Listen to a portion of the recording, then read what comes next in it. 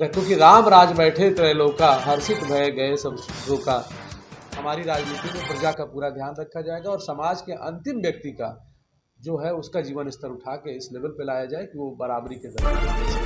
अजय मिश्र निर्दलीय प्रत्याशी को जनसंघ पार्टी ने दिया अपना पूर्ण समर्थन। नमस्कार, मैं हरिओम द्विवेदी। सनातन वैदिक रामराज परिषद एवं जनसंघ पार्टी की साझा प्रेस वार्ता के दौरान अजय मिश्र को जनसंघ ने दिया अपना पूर्ण समर्थन और मिलकर कार्य करने के लिए बढ़ाए दोनों ने अपने कदम।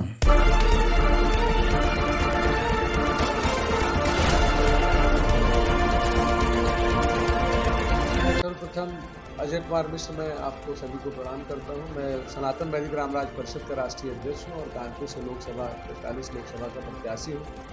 आज की प्रेस वार्ता जनसंघ और सनातन वैदिक रामराज परिषद के संयुक्त तत्वाधान में बुलाई गई है। यह विशेष तौर पर जानकारी देने के लिए कि हमारी विचारधारा सेम होने के कारण जनसंघ पार्टी ने रामराज परिषद के प्रत्याशी अजय कुमार मिश्र को अपना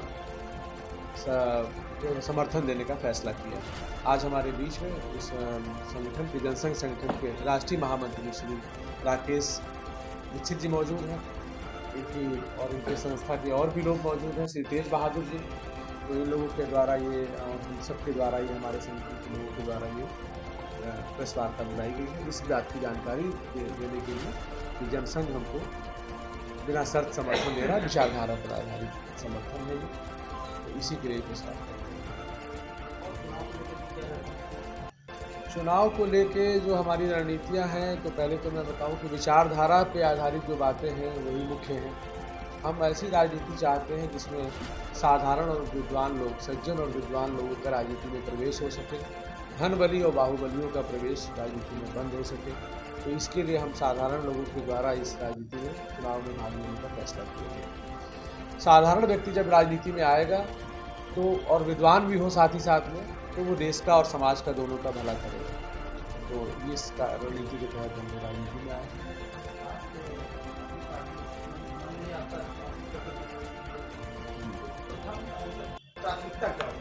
सबसे पहले प्राथमिकता रामराज में जैसे था कि राज का जो अंतिम व्यक्ति होता है उसका जीवन स्तर जो समाज का सबसे उच्च वर्ग है उसके बराबर हो जाए, अथवा उच्च वर्ग का स्तर को समानता के स्तर पर लाके दोनों के बीच में एक समानता स्थापित की। तो हमारा सबसे पहला रामराज परिषद का प्रत्याशी होने के नाते सबसे पहला प्रयास होगा कि हम अपने जो गरीब भाई बहन हैं उनका जीवन स्तर को हम उठाएं। मलिन बस्तियों पे सबसे पहले काम होगा, क्योंकि हम लोग जो लगातार जो इधर हम लोग पैदल यात्रा कर रहे हैं उसको हम लोगों ने जनता दर्शन का नाम दिया है।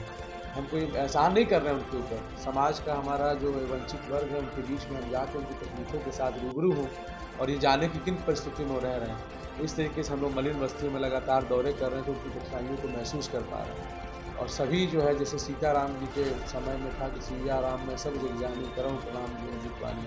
तो जब मैं देखता हूँ तो हमारे सिया राम स्वरूपी जो हमारे भाई बहन हैं किस गंदगी में, किस माहौल में जी रहे हैं, जब उनको महसूस करेंगे तभी हम उनके लिए कुछ कर पाएंगे। अभी जितने भी बड़ी बड़ी पार्टियां हैं वो रोड शो कर रही हैं। अभी कल देखिए हमारे देश के जो सबसे बड़े, जिनको हम लोग पूज्य मानते हैं, उनके द्वारा कल रोड शो किया जा रहा है। अब उस रोड शो में जनता कितनी हलकान हो रही है इसकी किसी को कोई चिंता नहीं, ना पार्टी को ना पार्टी के ऊपर नेता को। जाहिर है कि इसकी जानकारी मोदी जी को नहीं होगी, लेकिन आप देखिए तो पूरे इलाके की बत्ती काट दी गई, रोड का आवागमन बंद है। और जाहिरी तौर पे जब कल उनका परसों रोड शो होगा तो उसमें एम्बुलेंस और जरूरी स्वास्थ्य सेवाएं भी बंद ही रहेंगी करीब करीब। तो हालात ये हैं। तो हम चाहते हैं कि ऐसा राज नहीं होना चाहिए। हमारा राम राज्य में राजा सेक्रीफाइस करता है प्रजा के लिए, प्रजा के सुख और आनंद के लिए राजा स्वयं से कष्ट सहते हैं। यहाँ तो राजा की बात ही नहीं, यहाँ तो प्रजातंत्र में प्रजा ही राजा। हमारी राजनीति में प्रजा का पूरा ध्यान रखा जाएगा और समाज के अंतिम व्यक्ति का जो है उसका जीवन स्तर उठा के इस लेवल पे लाया जाए कि वो बराबरी के दर्जे पे जी सके। उसके लिए हम लोग पहले से बताया कि सबसे पहले निर्धन और मलिन बस्तियों में काम होगा। भ्रष्टाचार को रोक लगाने का काम प्रमुखता से किया जाएगा। हम जो अगर सांसद बनते हैं तो जो हमारा प्रतिनिधि के रूप में जब चयन होगा तो हम क्षेत्र की जनता को ये ऑडिट करने का अधिकार देंगे कि आप हमारा ऑडिट करिए।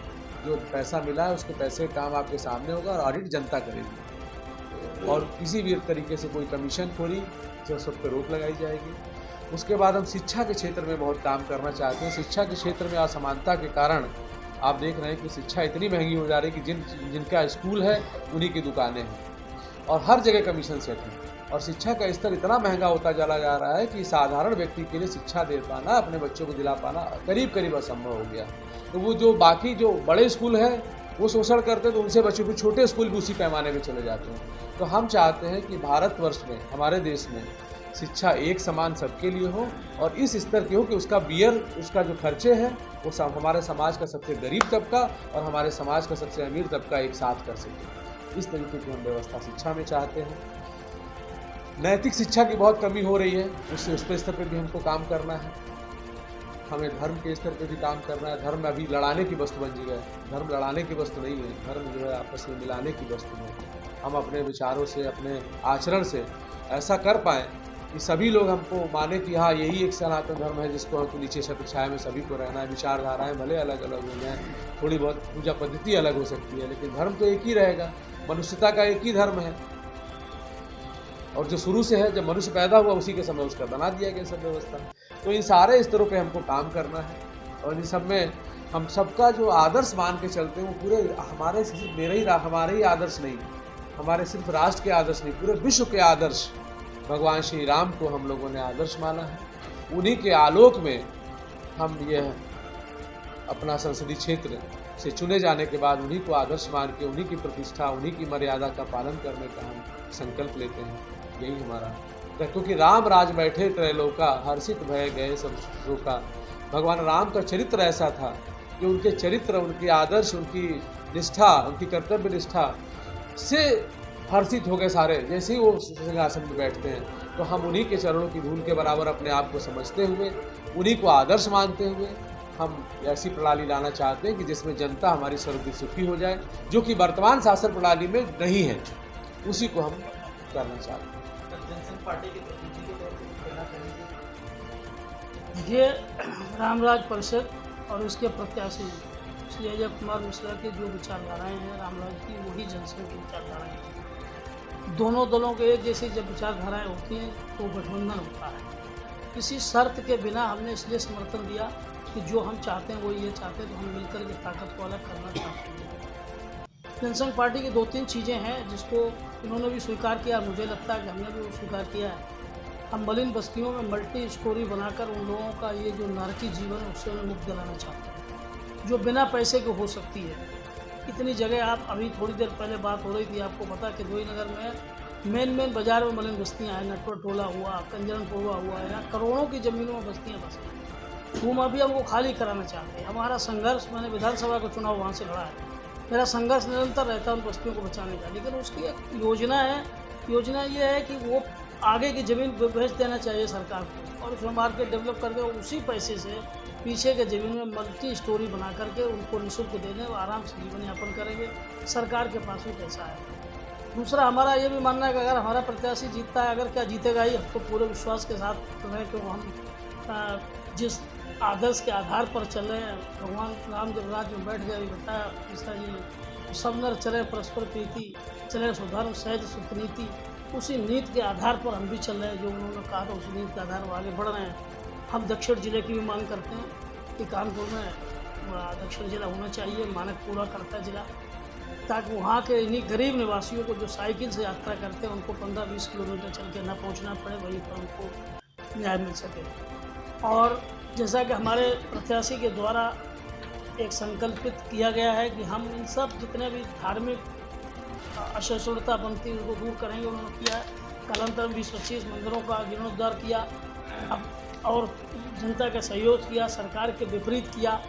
हम उन सब नीतियों का समर्थन करते हुए पूर्ण रूप से बिना किसी शर्त के इनको समर्थन देते हैं। जनसंघ पार्टी कानपुर में पूर्ण रूप से हर जगह जहां हमारे कार्यकर्ता इनका समर्थन करेगी, प्रचार करेगी, प्रसार करेगी और उनको जिताने का पूरा प्रयास करेगी। मैं भी ज़्यादा से ज़्यादा समय कानपुर में दूँगा, क्योंकि मैं राष्ट्रीय स्तर की जिम्मेदारी हमारे पास है और देश में अभी हम 100 से ऊपर सीटों में चुनाव लड़ रहे हैं, इसलिए बाहर भी जाना कई बार पड़ता, डिमांड होकर जाना पड़ता है। तो पहले आपको तो मालूम है कि मैंने एक इसी जब ये स्वामी प्रसाद मौर्य ने और रामचरितमानस के ऐसा कहा था तो मैंने उसकी FIR कराई थी बर्रा में।